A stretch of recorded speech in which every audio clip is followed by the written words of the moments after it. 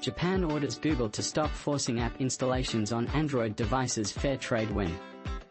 In a bold move that has sent ripples through the tech world, Japan has issued a cease-and-desist order to Google, demanding that the tech giant halt its pressure on smartphone manufacturers to pre-install its apps on Android devices. This decision comes from the Japan Fair Trade Commission, which has raised serious concerns about Google's practices that they believe unfairly stifle competition in the market. On Tuesday, the Commission revealed that Google had been engaging in questionable tactics since July 2020, pressuring at least 6 Android smartphone makers to include its search services and browser as a condition for licensing access to its App Store. This included the popular Chrome browser, which was reportedly being placed in prime positions on users' home screens.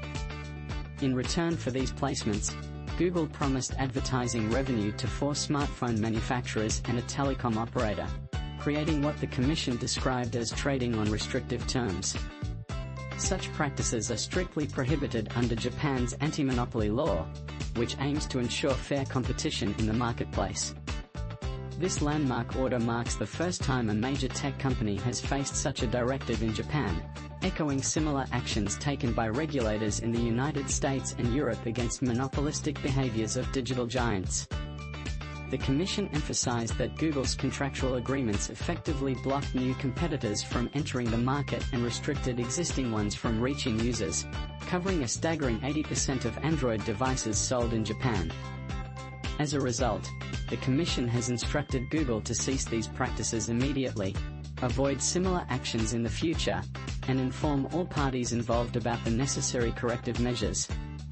In response, a Google spokesperson expressed disappointment over the findings, arguing that their agreements with Japanese partners actually foster competition and enhance investment in product innovations, ultimately benefiting consumers. They stated that they would thoroughly review the order to determine their next steps. This development not only highlights the ongoing scrutiny of big tech companies but also underscores Japan's commitment to maintaining a competitive digital landscape. As the situation unfolds, it will be interesting to see how Google adapts to these new regulations and what it means for the future of app installations on smartphones.